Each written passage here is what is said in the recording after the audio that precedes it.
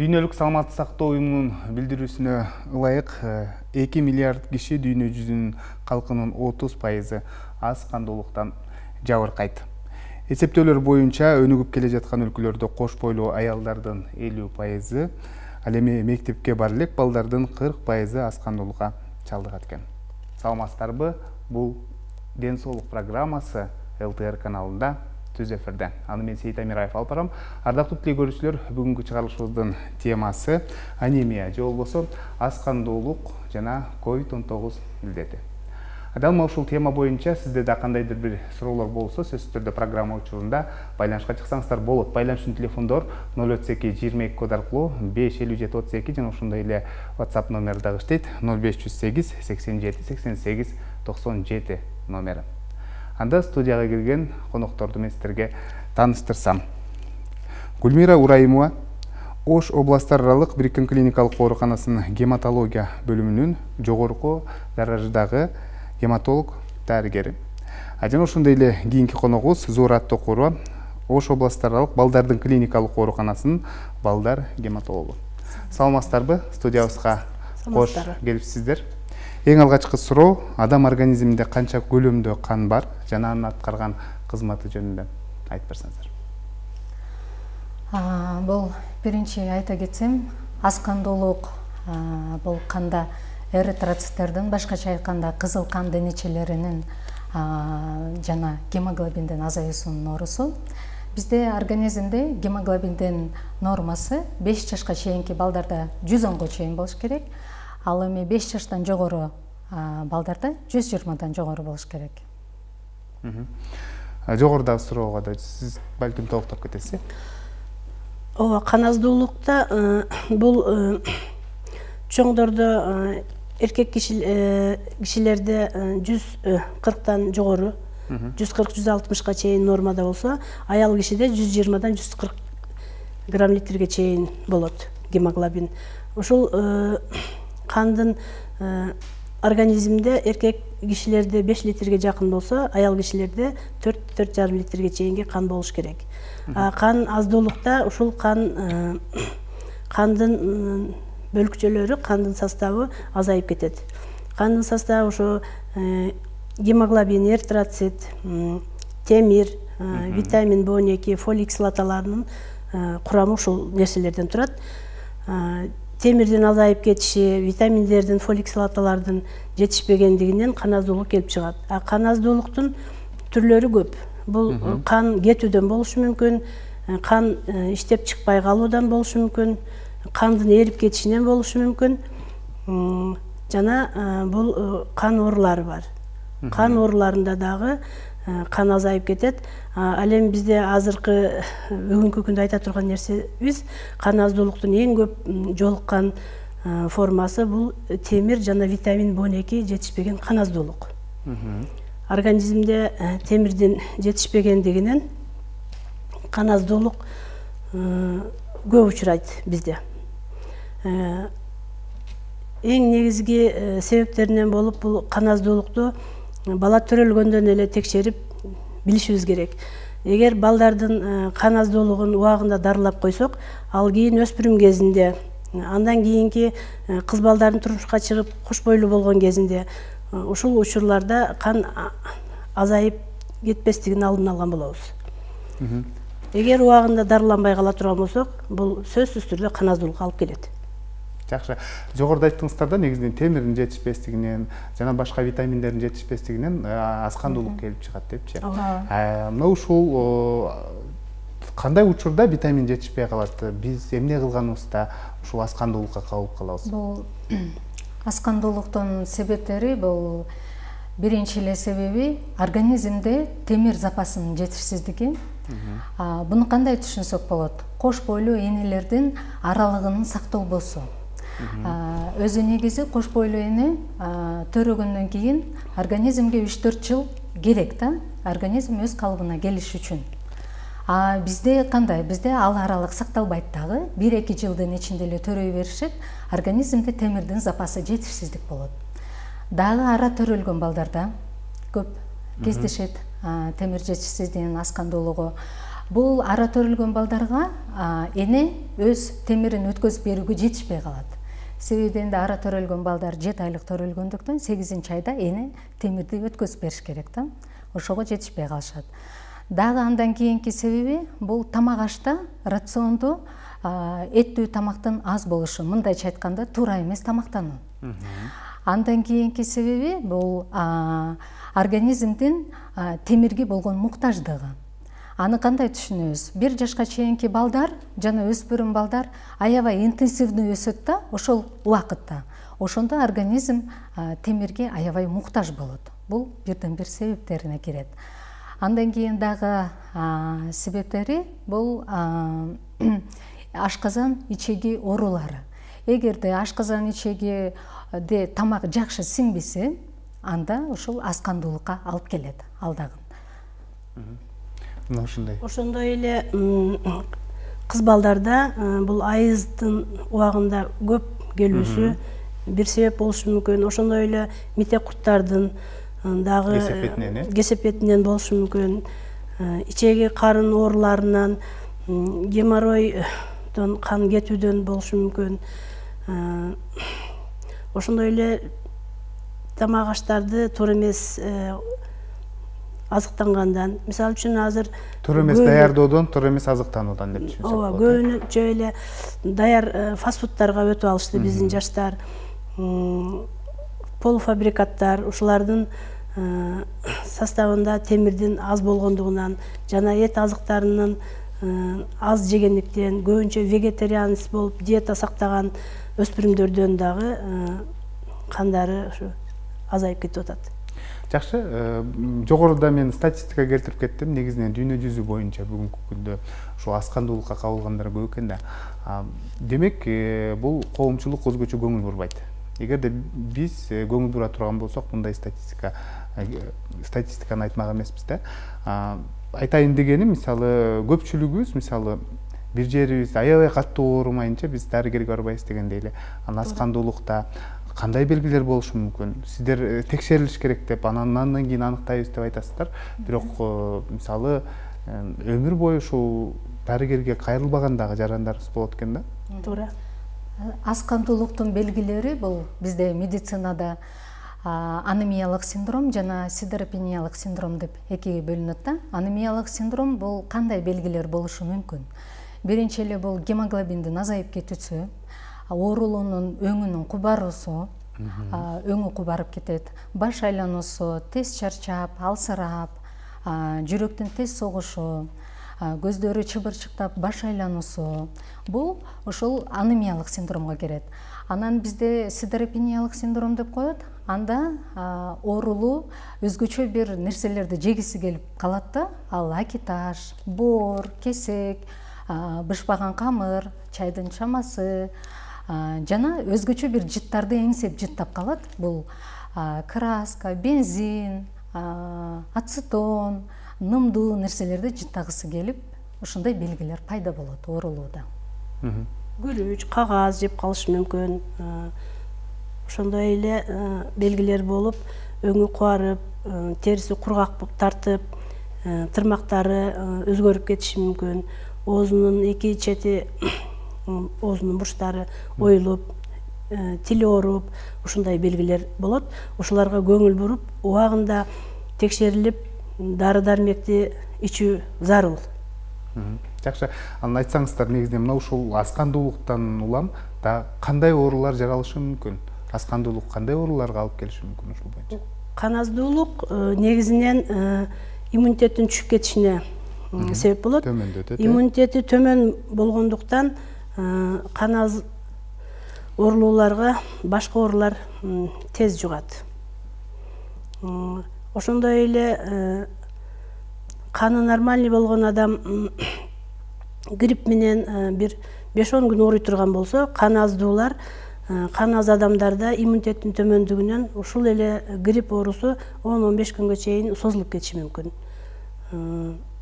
Дагы башка кошумча жуккан оорулар дагы абдан оор акыбалда өтүшү мүмкүн. Жакшы, вирустук оорулар деп калдыңыз. Мисалы, аскандуулук менен ооругандар бүгүнкү күндө көйгөй болуп аткан COVID-19 илетине деле баткалып калат турбайбы? Ооба. Себеби бул кан аздуу ооруларда иммунитеттин төмөн болгондугуна байланыштуу коронавирус оорусу менен дагы көп тез жуктуруп алышы мүмкүн. Ошондой эле бул организмде ферритин көп болуп калса, бул коронавирус оорусун аябай күчөтүп жиберет. Ошол ферритин бул темирдин запасын биздин органдарга, ткандарга кычкылтекти ташуу кызматын аткарат да. Ошол көбөйүп кеткендиктен бул коронавирус оорусу катуу абалды өтүп, өлүмгө да дуушар кылышы мүмкүн. Ошондой эле кандын составында фибриноген жогорулап кетиши мүмкүн. Фибриногендин жогорулап кеткендигине байланыштуу кандын уюп калуу касиети, кандын айлануусу бузулуп калат. Ошондуктан дагы коронавирус оорусунун кабылдап кетүүсү дагы күтүлөт. Демек, коронавирустун бирден бир таасир этет, бул адамдын кан курамына өзгөчө таасир берип, анын кан курамын бузат турбайбы? Ошондой. Ооба. Кан коюланып кетүү. Каны коюланып кетет. Фибриноген көтөрүлүп кетет. Жакшы. Мындай деген суроо келиптир. Саламатсыздарбы? Менин каным жакшы эле жүрөт дейт. Анан кош бойлуу болгон учурда эле каным ошол заматта түшүп кетет дейт да. Эмне себептен деген суроо калтырыптыр да. Буда кош бойлуу эне болсо, булга чейин эле эненин каны аз болуп жүргөн демек. Бул убакта сөзсүз дарыгерлерге кайрылуусу зарыл. Кандын дарыларын, темир дарыларын албетте ичиш керек. Төрөгөнгө чейин, төрөгөндөн кийин да ичиш керек. Себеби дегенде кош бойлуу эненин каны аз болсо, баласынын дагы келечекте каны аз болот да. Энеден түздөн түз балага өтөт. Түздөн түз энеден балага өтөт. Эненин каны менен бала чоңоет да. Ошондуктан жанагы өзү кош бойлуу аялга канды жеткирүү болбостон эле бул жерде баласына дагы баланын өсүшүнө дагы керектелгендиктен тез арада каны азайып кетет кош бойлууда. Ошондуктан сөзсүз түрдө кош бойлуу кезинде дарыны ичип канды көтөрүү керек. Канды көтөрүп аракет кылыш керек. Себеби убагында дарыланбай кала турган болсо, баласынын дагы каны аз болуп, же бала өспөй калышы мүмкүн, же башка оор кабылдоолорго алып келиши мүмкүн. Бая жогоруда айткандай эле, бая айтпадымбы, кош бойлуу эненин аралыгы жакын, запас темир аз болот депчи. Ошондой эле энеде эгер темирдин запасы аз болсо, балага дагы аз запас өтөт да. Анан сөзсүз бала аз кандуулук менен төрөлүшү мүмкүн. Ошон үчүн кош бойлуу эне сөзсүз кандын дарыларын ичүү зарыл. Жакшы, бүгүнкү күндө мисалы балдардын, сиздердин ооруканаңыздарга мисалы аз кандуулуктан жабыркап балдар көп кайрылат да. Алар көбүн эсе кайсыл ооруларга кабылууда? Мындайда аз кандуулуктун өзү бая биринчи эле айтылып кеткендей түрлөрү бар. Бул 4 түрү бар. Кан жоготуу, каттуу же өнөкөт кан агуулардын аз кандуулугу деп коет. Экинчиси бул эритроциттердин бузулушу, башкача айтканда гемолиздик аз кандуулук деп коет. Үчүнчүсү бул чучуктун жабыркашынан келип чыккан аз кандуулук, жана бул 4-түнчүсү организмге кандайдыр бир витаминдердин жетишсиздигинен келип чыккан аз кандуулук. Бизде ушул жогоруда айтылган 4 түрү менен балдар кайрылат. Алардын стационардык жатып ала турган, лечение ала турган оорулуулар бар, жана амбулатордук түрдө дарылана турган оорулуулар бар. Биз темир жетишсиздигинин аз кандуулугун көбүнчө амбулатордук түрдө дарылайбыз. Анда дагы даражасына карап туруп дарылайбыз.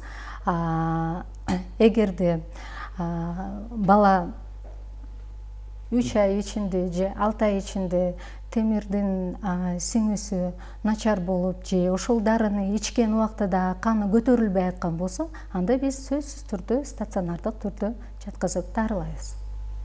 Урматтуу телекөрүүчүлөр, эгерде тема боюнча сиздерде кандайдыр бир суроолор жарылса, сөзсүз түрдө байланышка чыксаңыздар болот. Байланыш үчүн телефондор 032 код аркылуу 55732 жана ошондой эле WhatsApp номери дагы иштейт 0508 87 88 97 номер. Маегибизге кайрылып келсек, негизинен мына ушул кош бойлуу энелердин аскандуулугу жөнүндө айттыңыздар да. Бирок көпчүлүгү көңүл бурбай, мисалы биринчисин төрөйт, экинчисин төрөйт, анан жыйынтыгында келип эмне болуп калышы мүмкүн, кандай кабылдоолорго өтүп кетиши мүмкүн. Мисалы кандын да башка оорулары көп да. Башка кан ооруларын да чакырып калышы мүмкүнбү деген суроо. Кан аздуулук менен ооруган кош бойлууларда көбүнчө эле балдарынын кан аз болуп төрөлүшү күтүлөт. Иммунитет слабый болгондуктан балдардын психологиялык жактан өсүшү начар болуп калышы мүмкүн, өспөй башка эндокриндик жетишпеген ооруларга алып келиши мүмкүн. Акыл эсинин начар өнүгүшүнө алып келиши мүмкүн балдардын. Өзү энегечи кандай таасир бериши мүмкүн? Мисалы эненин дагы каны аз болгондуктан эне дагы алсыздап, алы жок болуп, тез чарчап, денесинде өзгөрүүлөр пайда болуп, денеси кургак болуп, ушундай ооруларга алып келиши мүмкүн. Анан башка кан ооруларын чакырышы мүмкүнбү бул аскандуулук? Башка темир жетишпеген кан аздуулук башка ооруларга алып келбейт. Алып келбейт, э? Жакшы, урматтуу коноктор, маегибизге бир аз тыныгуу жарыялап, азыр болсо видео материалга көңүл бурсак, андан соң кайрадан жолугушабыз. Биз менен бирге болуңуздар.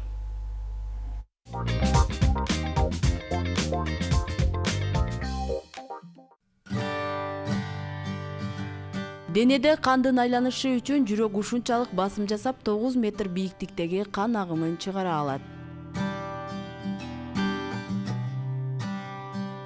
2012 жылы 55 жаштагы Крейг Льюиске жүрөктүн кагуусу жок кан айланткан система берилген.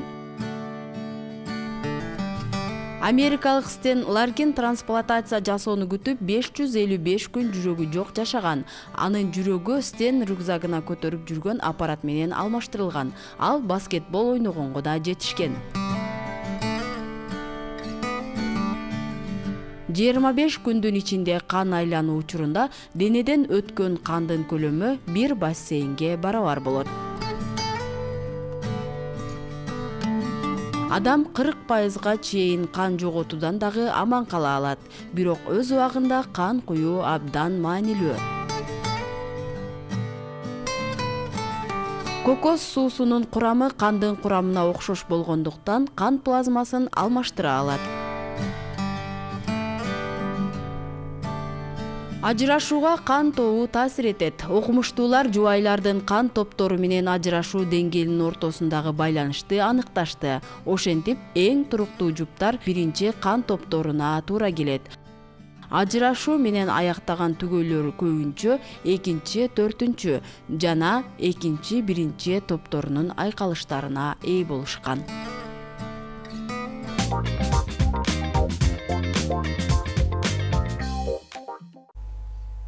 Урматтуу телекөрүүчүлөр, сиздер Ден соолук программасына ортоктош болуп жатасыздар. Эгерде тема боюнча кандайдыр бир суроолор болсо, сөзсүз түрдө байланышка чыксаңыздар болот. Байланыш үчүн телефондор 032 код аркылуу 55732 жана ошондой эле WhatsApp номер дагы иштейт 0508 87 88 97 номери. Маегибизге кайрылып келсек, телекөрүүчүдөн мындай суроо келген. Саламатсыздарбы? Менин 3,5 жаштагы кызымдын каны дейт 109 дейт, ал эми уулумдун каны дейт 93 дейт. Бул нормадабы дейт, уулум 2,5 жашта деп калтырыпты да. Жок, баягы уулу дагы кызы дагы каны нормада эмес. Буда сөзсүз түрдө дарыгерлерге кайрылып, темирдин составын аныкташ керек. жана фолий кычкылдыгын аныкташ керек. Анан ошолго жараша дары дармектер жазылат. Кошумчада суроо калтырган, биз дары дармекти бергенбиз дейт, кичинекейинде дейт 2 айлап, 3 айлап бергенбиз, ушул көтөрүлгөн ушундай болду деген суроону калтырды да. Дары дармекти негизинен кан темир жетишсиздигин, аз кандуулугун дарылоодо 3 ай, 6 айга чейин жазылат негизи. Эгерде кандын дарысын ичип жаткан кезде бала ооруса, вирусный инфекцияларга чалдыкса, пневмония болсо, ич өтсө, анда кан кайра түшүп кетиши мүмкүн. Ошол убакта дарыны токтотуп туруп, анан кайра жакшы болгон убакта кайра улантып ичирсе болот. Жакшы. Мына ушул дарылоо боюнча сүйлөшсөк да, кантип дарылайсыздар аз кандуулукту? Негизинен атайын стационарга жатып дарыланабы, же болбосо амбулатордук түрдө үй шартында да дарыланса болобу? Темир жетишпеген кан аздуулуктун даражасына жараша дарылайбыз. Өтө төмөн, өтө аз болуп кетсе, бул оорулуулар баса албайт, өзү да баса албайт, тез чарчайт, алы куруйт. Ошондуктан мындай оорулууларды стационардык түрдө дарылайбыз. Өтө төмөн түшүп кетсе, гемоглобин мисалы 20-30 чейин түшкөн абалга чейин жеткирип келишет биздин оорулуулар. Бул кезде жүрөктүн иштешин, оорулуу абалын өзү кандай сезип жатат, ошого жараша кан да куябыз. Эгер жүрөктүн иштеши компенсацияланган болсо, ошондой эле оорулуу анчалык өзүн жаман сезбесе, анда курамын темир дарылары менен бул тамырдан куюу жолу бар. Ошондой эле булчуң этке саюу түрлөрү бар, жана таблетка түрүндө. Ошол гемоглобиндин жана эритроциттин көлөмүнө канчалык даражада төмөн болгондугуна жараша дарыланат. Жакшы, балдарда кандай? Бизде дагы дал эле ушундай аз кандуулуктун эрежелерине жараша дарылануу жүргүзүлөт. Бул эгерде оор абалда келсе бала, сөзсүз түрдө стационарга жаткызылып, кан препараттары коюлат. Эгерде бала жеңил түрүндө эле болсо, анда бул амбулатордук түрдө эле дарыланат. Анда дагы дарыланганда, сөзсүз амбулатордук түрдө жазганда кандын дарысын 14 күндөн кийин анализди кайра кайталап, ал дары балага эффективдүү болуп атабы же болбой атабы көрүп туруп, андан кийин дарынын дозасын азайтуу же көбөйтүү дарыгердин көзөмөлүндө болуш керек. Сөзсүз. Ошондой эле бул кан аздуулукка эмне алып келди? Себептерин дагы так аныкташыбыз керек. Ошол кан аздуулукка алып келген себептерин кошо дарылаганда гана бул кан аздуулукту дарылай алабыз. Себеби ичеги карын ооруган оорулууну кан аздуулукка алып келген болсо, ичеги карын кандай оорусу бар? Жара жокпу? Же башка кошумча дагы оорулары жокпу?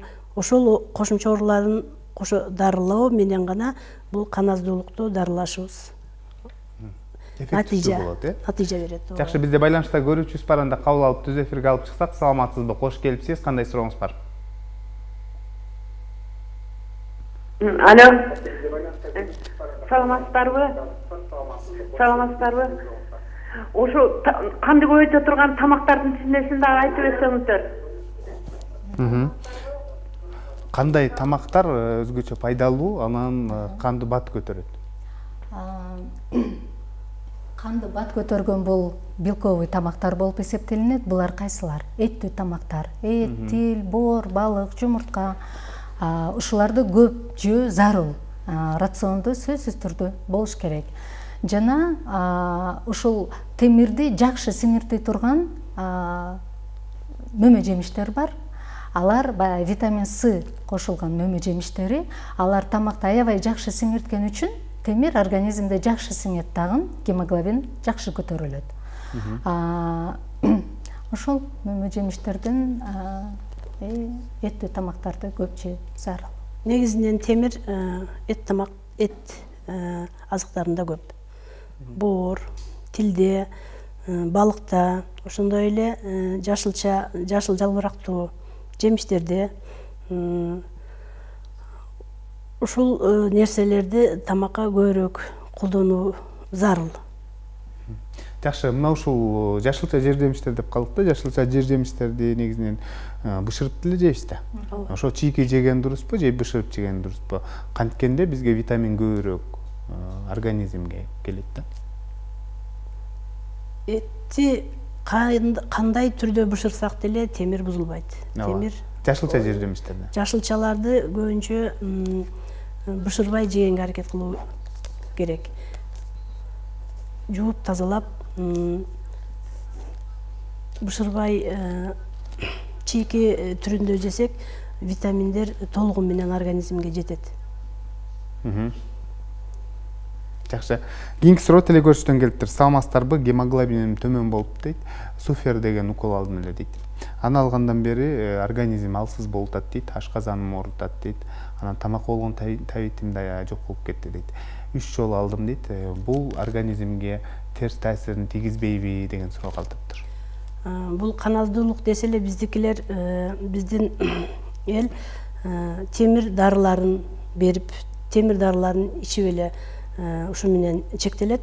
Негизинен сөзсүз түрдө эмне себептен бул каназдуулукка алып келген себебин табышыбыз керек. Темирди, витамин B12, фолий кислотасын текшерүү зарыл. Ушуларды аныктагандан кийин гана бул каназдуулуктун түрүн дарылайбыз. Эгер темир жетишпесе, темир дарыларын беребиз. Витамин B12 жетишпесе, витамин B12 берилет. Фолий кислотасы жетишпесе, фолий кислотасы берилет.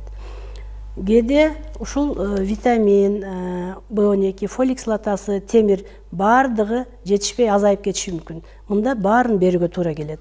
Кээде ушунун ичинен бирөөсү гана азайып калышы мүмкүн. Темир нормада, витамин B12 нормада, фолий кислотасы жетишпейт. Мында бир гана фолий кислотасын берүү менен дарылоо зарыл. Ал эми суферди алган аял, бул ар бир дары ар бир адамга ар түрдүү таасир этет. Өзүнчө көтөрө албаган түрү да болушу мүмкүн.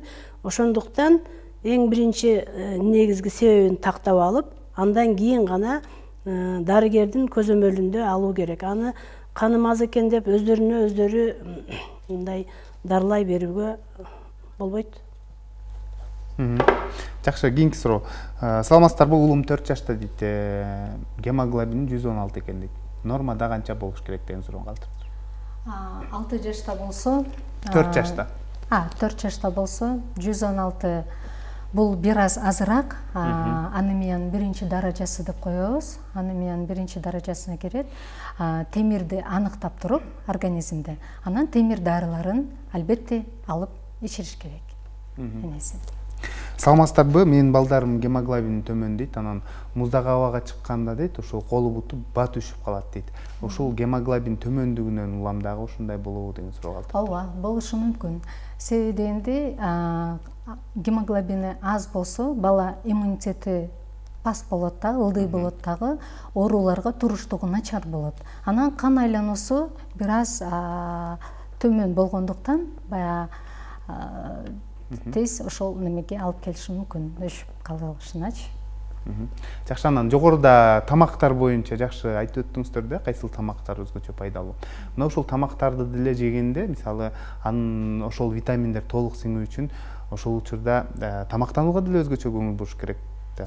Айталы, ошол тамактарды жеп атканда, мисалы, чай, кофени ичебиз, бул негизи пайдабы? Ошол сиңимдүүлүгүн арттырабы же болбосо тескерисинче витаминдерди жок кылып коюшу мүмкүнбү? Тескерисинче чай, сүт, кофе бул темирдин сиңимдүүлүгүн начарлатат. Ошондуктан темир дарыларын ичүү мезгилинде сөзсүз түрдө кайнатылган суу менен жана шире суусундуктары менен ичүү зарыл. Кошумчалай кетсем, бул Гүлмир эже айткандай, сүттүү азыктарын жана чайды кальций препараттарын темир дарысын ичип жаткан кезде ичпөө же ошол убакытта ичпөө зарыл да. Себеби дегенде темирдин сиңишин ал басаңдатат. Бая мен айткандай эле витамин С кошулган тамактарды көп жесе, ал тамакты жакшы сиңиртет да, темирдин жакшы сиңүүсүнө өбөлгө берет. Жакшы, демек биз чайды ошол тамактануудан кийин, тамакка чейин же тамактануудан кийин канча убакыттан кийин? Дары ичкенге чейин 2 саат мурда же дары ичкенден кийин 2 сааттан кийин гана ичүү керек. Ушул 2 сааттын ичинде дары сиңип кетсе, анан иче берсе болот. Бирок негизинен ошо темир дарысын ичип жаткан кезде чай, кофе, сүт азыктарын ичпей турган оң. Эгерде жөнөкөй эле мисалы тамактанганда деле, мисалы чайды деле тамактанып бүткөндөн кийин ичкен дурус да. Тамактанып атканда мисалы аны чайды сууга алмаштырып коюшубуз керек да. Туура, себеби тамактын составындагы бизге организмге керектүү болгон темир, витамин нерселерди ошо ичкен чайыбыз сиңимин төмөндөтүп салат. Биз тамакты этти жегенибиз менен чай кошуп иче турган болсок, организмге керектүү болгон темир, витаминдердин сиңимдүүлүгү азайып кетет. Деги чайдын пайдасы барбы? Көпчүлүк айтат, мисалы чай ичсем, мисалы кара чай ичсем башым басып калат деп айтышат да. Чай деле бул тамакка кирет, тамак болуп эсептелет. Ошондуктан биздин организмибиз чайга көнүп калганбызда ичиш керек. Эгер каны нормада болсо ичет, иче берет, ичсе болот. Каны төмөн болгондор чектеп туруш керек. Мындай деген суроо калтырыптыр. Жашым 30да дейт, гемоглобин төмөн эч көтөрүлбөдү дейт. Дарыны ичтим дейт, түрдүү тамактарды жедим дейт. Кош бойлуу кезде дейт, мен жебеген тамак калбады дейт, баарын жедим дейт. Анан ошол кезде дейт, кош бойлуу кезде мисалы бир тамактарды жакшы көрбөй калат го кээ бир. Ошону азыркы учурда дагы жегим келбейт дейт да. Тамакка болгон табитим аябай төмөн, 87-дин көрсөтөт дейт гемоглобин. Эмне кылышым керек, кандай кеңеш бересиздер деген суроо калды. Негизинен дарыгерге кайрылуусу зарыл. Көтөрүлбөй атат деп көпчүлүгү даттанат да, азыр берген суроолордон да байкадык да. Кандай учурда көтөрүлбөйт же дары-дармектер таасир этпей калганбы, таасир этпейби деп деле түшүнөсүң да? Кан аздуулуктун негизги эмне себептен кан азайды? Бул кош бойлууда же оорулууда. Ошонун негизи эң биринчи аныкташыбыз керек. Темир жетишпейби, витамин B12 жетишпейби, фолий кислотасы жетишпейби, тактап аныктап туруп, андан кийин гана дарыгердин көзөмөлү менен дарыланыш керек. Эгер темир дарысын ичсе да көтөрүлбөсө, бул оорулууда дагы башка бир көйгөй бар.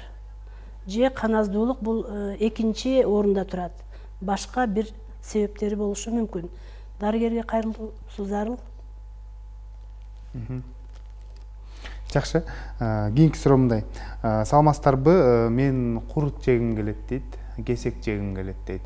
Анан кесек жеген учурда дейт, эс ала калам дейт.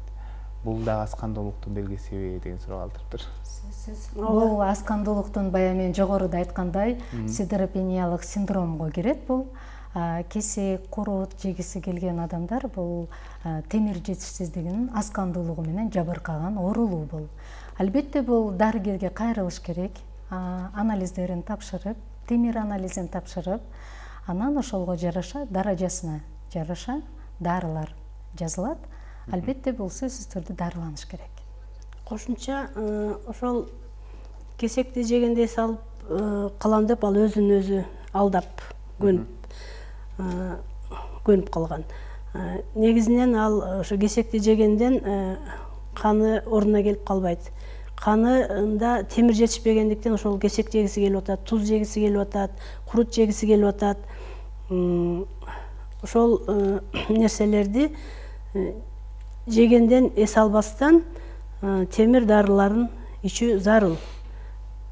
Кесек жейм деп башка оорууну жуктуруп алышы дагы мүмкүн. Жакшы, мындай деген суроо калтырыптыр.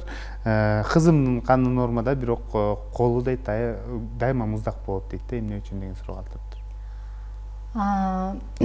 Бизде жаш балдарда, оорулууларда бул жүрөк кан тамыр оорулары бар, дистония деген. Обязательно сөзсүз түрдө кардиолог врачка кайрылып кеңеш алса болот, текшерүүдөн өтүп. Жакшы, мындай деген суроо калтырды. Көрүүчүбүз, саламатсыздарбы? Кургагучка кабылгандан кийин дейт, гемоглобин төмөн түшүп кетти дейт. Анан азыркы учурда дары дармекти көп ичем дейт, анан ашказаным да ооруйт дейт. Ошол себептен мисалы дарыларды ичем дейт, эч көтөрүлбөйт дейт. Кандай кеңеш бересиздер деген суроо калтырыптыр. Мисалы кургагучук оорусуна аскандуулуктан улам кабылып калышы мүмкүнбү адам? Же болбосо кургагучукка кабылгандан кийин аскандуулукка кабылып калышы мүмкүнбү? Кургагучук оорусу менен ооруган оорулуу кан аздуулукка алып келиши мүмкүн. Себеби бул организмдеги ошол инфект анемия деп коет. Ошол инфекция менен күрөшүү менен организмдеги кан азайып кетет. Ошондуктан дарыгердин көзөмөлүндө текшерилүүсү керек, текшерүү зарыл, аныкташ керек, такташ керек. Кан көтөрсө болобу кургагуч менен ооругандардын? Мисалы сөзсүз көтөрүлөт. Дары иче албай атам деп да айтыптыр да. Аны кандын дарыларын башка баягы Гүлмир эже айткандай булчумга бериле турган уколдор бар, сөзсүз түрдө көтөрүлөт, алса болот укол түрүндө. Саламатсыздарбы? Кызым 29 жашта дейт, кош бойлуу болуп, операция жолу менен төрөдүлө дейт былтыр. Ал эми азыр дагы кош бойлуу болуп калды дейт да. Анан эмне кылыш керек? Баланы сактап калыш керекпи же болбосо кош бойлуулукту боюнан алдырып салыш керекпи? Каны 110 деп калтырыптыр. Каны 110 бул өтө деле аз эмес. Кош бойлуулукту калтырса болот. Негизинен биринчи бала менен экинчи баланын ортолугу аябай аз болуп калыптыр. Ошол эми аман эсен төрөп алсын, төрөсө болот, өтө аз эмес. Бирок дары дармекти ошол тактап аныктап туруп, кан аздуулукту дарылоо менен баланы сактап калса болот, энени да сактап калса болот. Жакшы, анан мына ушул аскандуулуктан улам баласы аскандуу болуп төрөлөт деп айттыңыздар да. Мындан сырткары башка дагы мисалы аномалиялар менен төрөлүп калышына дагы алып келиши мүмкүнбү? Алып келиши мүмкүн. Алып келиши мүмкүн. Ушундай учурлар да катталган, Учурлар да болот. Саламатсыздарбы? Жүрөгүм кысылат дейт. Эмнегедир дейт, ачуум бат келет дейт. Бул дагы аскандуулуктанбы деген суроо калтырыптыр. Бул жүрөгү кысылып тез ачуу келгени бул эндокринный ооруларга кириши мүмкүн. Сөзсүз түрдө эндокринолог дарыгерине кайрылып көрүнүп коюусу зарыл. Себебинде зоб деген оору бар. Ошол зобтун бул белгилери болуп эсептелинет. Тез жини келгени жана жүрөгү кысылган. Мисалы аскандуулук менен дарыланууда дары дармек жазасыздар да. Бул жерге суроолор келиптир. Кош бойлуулар мисалы талгак учурунда дары ичкиси келбейт го. Алар дарыдан көпчүлүгү баш тартат да. Ошондо дарыдан башка эмне менен көтөрсөк болот деген суроо калтырыптыр да. Чындыгында дарыдай таасир береби, мисалы азык-түлүктөр мисалы? Кош бойлуу учурунда биздин темир дарыларын ичкенде бир аз темирдин даамы келгендиктен ичпей коюшат. Ошондуктан ичүүгө эмес, инъекция түрүндө булчуң этке же тамырдан куюу жолу менен дарыласа болот. Анан мына ушул дары дармекти узак мөөнөткө жазып бересиздер да, негизи канча убакытка чейин ичиш керек? Көпчүлүгү 1 ай ичирет, мисалы балдарына же чоңдор 1 ай ичирет, анан таштап коюшат экен да. Ошондо канча убакыт ичкенде өзүнүн жакшы натыйжасын берет? Темир жетишсиздигинин аскандуулугу сөзсүз 3 ай же 6 айга узак убакытка жазылат. Ошондо гана өзүнүн натыйжасын берет. Сөзсүз түрдө узак түрдө ичилиши зарыл. Темир дарыларын ичүү кезинде биз текшерип турабыз. Нормага жеткенден кийин эми нормага жетти, бирок запасты дагы толукташыбыз керек. Запаста туруш керек.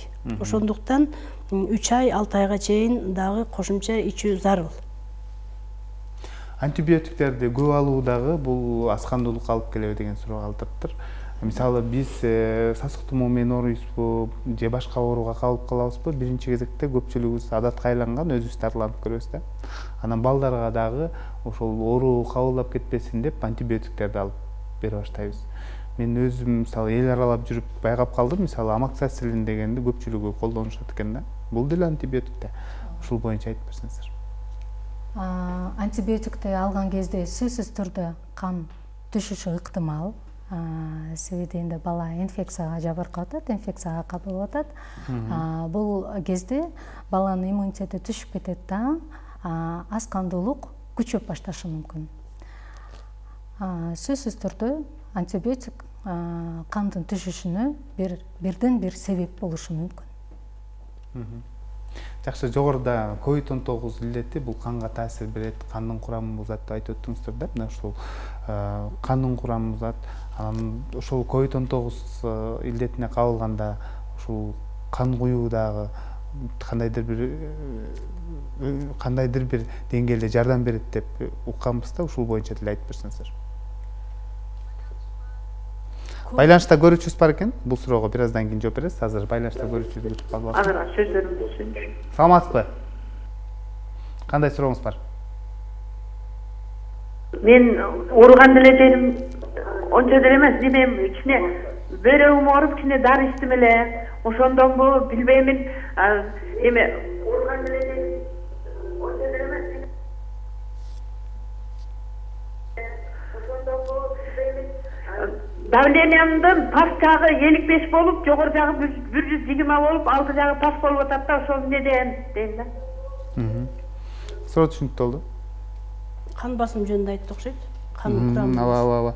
Кан басым Бөйрөгүм ооруп дары ичтим эле дейт. Анан кан басымдын ылдый жагы дейт 55, анан өйдө жагы 120 көрсөтүп атат дейт. бул кан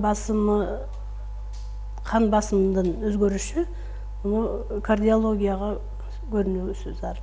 Кардиолог дарыгерине. Кардиологко көрүнүшүңүз керек. Ооба. Жакшы, жогорудагы суроого жооп берип кетсеңиз. Кан куюу боюнча. Ковид менен ооруган кезде кан коюланып кетет.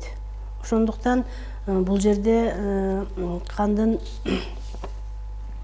гемостазиограмма деген анализ бар. Ушуну текшерүү менен биз фибриногендердин канчалык деңгээлде көбөйүп кеткендигине жараша кан эмес, кандын сары суусу куюлат. Плазма деп коет. Ушул плазманы куюу менен дарылайбыз. Ошондо кандын курамы өзүнө келет экенде. Кандын фибриноген нормалдашат ошондо. Нормага келет. Жакшы, улгайган адамдардын каны коюу болот деп кан суюлчу дарыларды ичебиз дейт да. Ошуну эмне үчүн коюланып кетет улгайган адамдардын деп суроо калтырыптыр да. Анан ошол кан суюлчу дарыны мисалы өмүр бою ичиш керекпи же болбосо кайсы бир убакытка ичип токтотуп койсо болобу деген суроо. Сөзсүз түрдө канды суюлтуучу дарыны ичүү зарыл. Аны дайыма ичип туруш керек, ичүү керек. Эмне үчүн улгайган кезде дейт кан коюланат деген суроо калтырыптыр. Улгайган кезде кандын коюланышынын себеби бул жаш өткөн сайын кан тамырлардын ичинде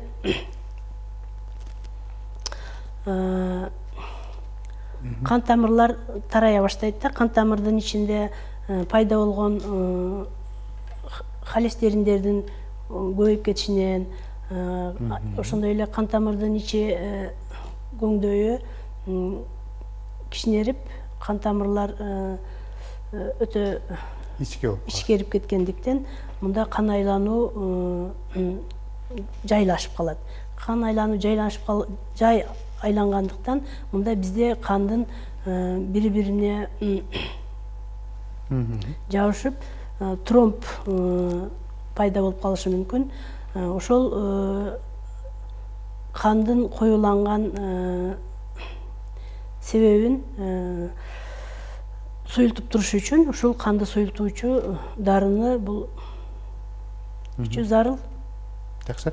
Негизинен мындай деген суроо келиптир. Саламатсыздарбы? Жогоруда айттыңыздар дейт, бул аз кандуулук энеден балага берилет деп. Анан Мындан башка дагы себептерден улам бала аз кандуулукка калып калышы мүмкүнбү деген суроо калтырыптыр. Мүмкүн мындан да башка Кийин пайда болгон аз кандуулук деп. Кийин пайда болгон аз кандуулук, баягы мен жогоруда айткандай, аз кандуулуктун башка 3 түрүнө кабылданып калышы мүмкүн. Мүмкүн. Аплазиялык оорулар бар, гемолиздик аз кандуулук бар. Ушул ооруларга кабылып калышы мүмкүн. Бүгүнкү күндө витаминдер көп болуп кетти. Адамдар өз алдынча витамин алып иче баштады. Айтайын деген фирмалардын дары дармектеринде биодобавкалар. Бул канчалык деңгээлде ушул адамга пайдалуу, анан канчалык деңгээлде ушул канды көтөрөт деген суроо калтырыптыр. Биодобавкалар жөнүндө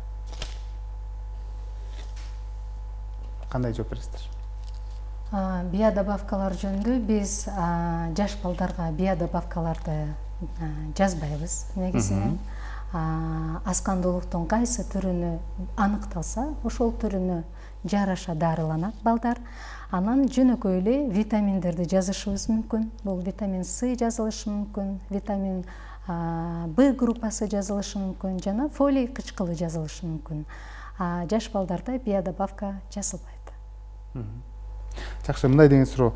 Саламатсыздарбы? Менин келинчегимдин отрицательный дейт, кан группасы отрицательный дейт. Анан ага дейт, мисалы ушул кош бойлуу төрөт учурунда дейт, кан даярдап койгула деп айтышат дейт да. Мына ушул кан куюу менен демек кандайдыр бир учур болгондо кан куюлат дегениби деген суроо калтырыптыр да, ушул боюнча айтып берсеңиз. Резус отрицательный, резус положительный деген бөлүнөт. Бул кандын группасы. Эгерде эненин каны положительный ичиндеги баласы отрицательный боло турган болсо, бала төрөлөрдө резус конфликт болуп калышы мүмкүн. Кан кетип калышы мүмкүн.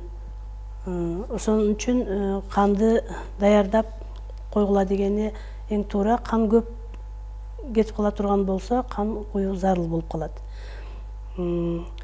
Резус отрицательный группадагы кан өтө аз, сейрек кездешет, 15%. Ошондуктан эгерде резус отрицательный группада боло турган болсо, канды даярдап коюу зарыл. Аны учуру келгенде кан куюла турган маалда таппай калышы мүмкүн. Ошондуктан алдын ала даярдап коюу керек. Жакшы, мындай деген суроо калтырыптыр. Ушул кан куюу менен канды көтөрсө болобу деген суроо калтырыптыр да. Негизи ушул аз кандуулукта кан куюу колдонулабы дейт? Аз кандуулуктун түрлөрү көп да. Ак кан оорусунан болгон аз кандуулук болуп калышы мүмкүн. Мында биз сөзсүз түрдө кан куябыз. Ошондой эле эритроциттердин эрип кетиши, гемолиз деп коебуз. Мында дагы бир кан куюу менен гана дарылайбыз. Апластикалык анемия деп коет, кан аздуулук. Мында дагы чучуктун иштеши жок болгондуктан кан куюу менен гана дарыланат. Ал эми темир жетишпеген, витаминдер жетишпеген кан аздуулуктардын өтө оор даражасында гана кан куюлат. Эгерде өтө оор абалда болбосо, темир дарылары менен, витаминдер менен гана дарылоо керек. Кан куюу зарыл эмес. Бүгүнкү күндө мына ушул кан жана кандын компоненттери жетиштүүбү негизи? Азыркы кезде жетиштүү эле болуп атат. Жетиштүү эле го. Жетиштүү эле болуп атат. Анан мисалы кантип кайрылат эгерде кан керек болсо сиздерге? Кан борбору бар атайын. Ооба, ошол жерге жөнөтөбүз. Сатып алышабы? Азыр донор тапшырыш керек болот. Ошол эгер өздөрү донор таап келе турган болсо, анда ошону кайсыл группада болсо дагы тапшырышат донорлор, а биз аны алмаштырып алганга болот. Мен дагы кошумчалай кетсем, бизде жаш балдарда биздин отделенияда, онкогематология отделениясында бизге спонсор болуп берген Бишкектен Healthy Children деген компания бар, да. Ошолор бизге жылда спонсор болуп берет. 150 миң, 50 миң тегерегинде акча которуп коет да, биздин жаш балдар бекер алат канды. Жакшы, мындай деген суроо калтырыптыр, эске тутуунун төмөн болушу дейт, уйку бат келип чарчоо дейт, бул аз кандуулуктун белгилери деген суроо. Ооба, бул анемиялык синдромго кирет. Эске тутум начарлашы, сабактан жакшы окубагандыгы, бат чарчоо, жүрөктүн тез кагышы, бат алсыроо, көздөрүнүн чыбырчыктануусу, баш айлануусу, тамакка болгон табиттин төмөндүгү булар белгилери. Аз кандуулуктун белгилери. Жакшы. Донор болуу менен мисалы кан азайып кетиши мүмкүнбү деген суроо калтырыптыр. Мисалы көпчүлүк учурда ушул пандемия башталган учурда көпчүлүк ушул кан жетишсиздигинен улам кайрымдуу болуңуздар, кан тапшырыңыздар деп көп кайрылуулар болгон эмеспи? Ошол учурда мисалы көпчүлүк ойлонду да, мен каным төмөндөп кетет депчи. Чындыгында эле мисалы кан тапшыра турган болсо, кан төмөндөп кетиши мүмкүнбү, же болбосо организм жаңы кандарды иштеп чыгышы мүмкүнбү? Донор болуу менен бизде кан тапшырган донорлорго чектөө коюлат. Бир жылда 2, 3, 4 жолу гана тапшырууга мүмкүн. Анан ай сайын тез тапшыра бере турган болсо, донорлордун өздөрүндө кан азайып кетет. Жакшы, анан организм жаңы канды иштеп чыгабы, канды толуктайбы, кеткен канды? Сөзсүз. Толуктайт, толуктап турат. Ошондуктан бул организмде иштеп чыккан кан клеткалары дагы өзүнүн мөөнөтү бар. 21 күн, 22 күн дегенде ал дагы улгайып барып эскирип, алда жок болот. Анын ордуна чучук жаңы кан клеткаларын иштеп чыгып турат. Жакшы, саламатсыздарбы, балдарды кандай азыктандырыш керек дейт, жаш балдарды дейт. Аларга кандай тамактарды берсек пайдалуу, алардын каны бат көтөрүлөт деген суроо калтырыптыр да. Жаш балдарды сөзсүз түрдө 6 айлыгынан баштап уже кошумча тамактарга кошуп башташыбыз керек. Эттүү тамактарды кандай түрдө беребиз? Майда түрүндө берүү зарыл. Сөзсүз жана витаминдүү мөмө жемиштерди берүү зарыл. Алар тамагын, жеген тамагын жакшы сиңирүүдө темирди бизге организмге сиңдирүүсүн аябай жакшы кылгандыгы үчүн 6 айдан баштап кошумча тамакка кошулуу зарыл. Рациондо сөзсүз түрдө белковый тамактын болушу дагы аябай зарыл. Кайсыл тамактар ушул? Булар эт, жанагыдай эле айтканда, эттүү да, анан пюре түрүндө, бурчактуу түрүндө. Анан дан эгиндеринен жасалган. Дан эгиндеринен да сөзсүз түрдө рациондо болушу зарыл. Ушулорду майдалап жаш курагына ылайык кылып, пюре түрүндө берүү зарыл, майда түрүндө берүү зарыл. Жогоруда айттыңыздар да, негизинен мына ушул ичеги карын курттары да бул аз кандуулукка алып келет деп. Бүгүнкү күндө ушул ичеги карын курттарына кабылгандар да көп да. Мисалы, анын түрлөрү да көп да. Кайсыл түрү өзгөчө аз кандуулукка алып келиши мүмкүн, же бардыгы эле түрү? Кан аздуулукка алып келген мите курттардын түрлөрү көп. Бул чүчөк курттары, ошондой эле жалпак тасма курттар бар. Жалпак тасма курт бар, бул организмге керектүү болгон витамин B12 витамини менен тамактанат. Ошондуктан бул жерде сөзсүз түрдө витамин B12 кан аздуулугу келип чыгышы мүмкүн. Ал эми чүчөк курттарда болсо көбүнчө ошо темир жетишпеген кан аздуулук алып келет. Бизде дагы жаш балдарда дал эле ошондой. Саламатсыздарбы, жаз келгенде дейт, А витамининин башталат дейт. Ошол себепте мисалы кубат алсыроо ушундайлар болот дейт да, көбү нерсе дейт.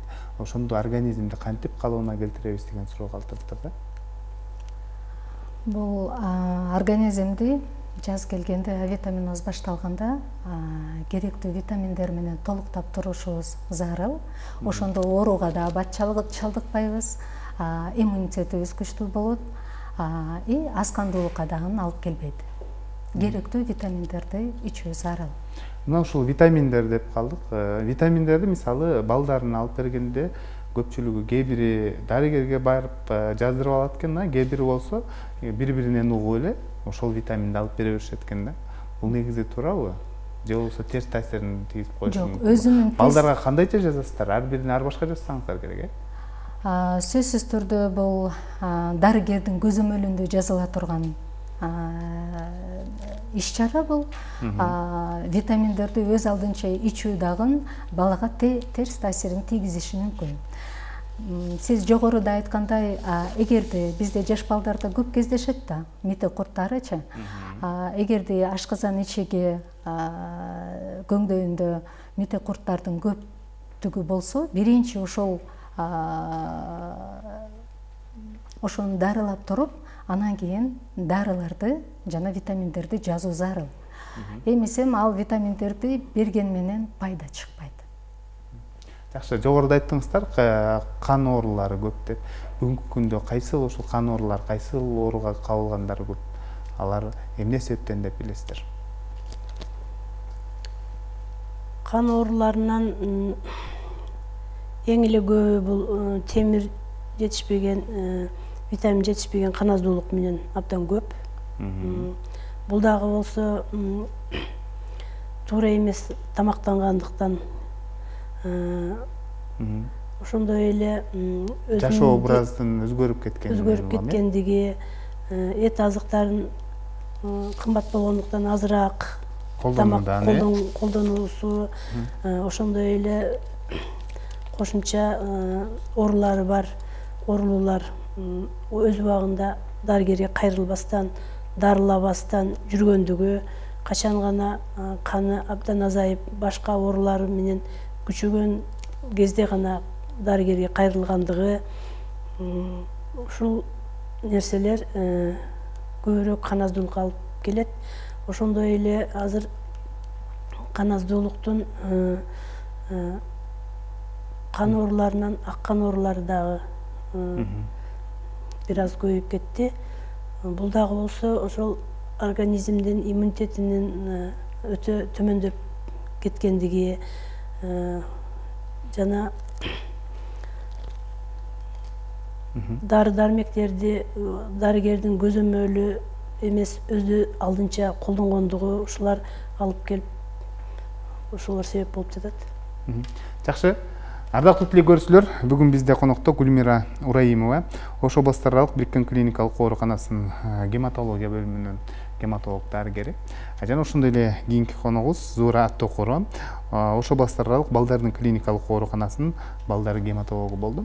Сиздерге рахмат айтабыз. Атайын убакыт бөлүп, жалпы телекөрүүчүлөргө бүгүнкү тема боюнча жакшы маалыматтарды айтып бердиңиздер. Ишиңиздерде ийгиликтер болсун. Оору сыркоодон алыс болуңуздар. Ушун менен ден соолук программасы өз соңуна келип жетти. Аны мен Сейит Амираев алып бардым. Кайрадан эфир аркылуу амандашканча сак саламатта туруңуздар.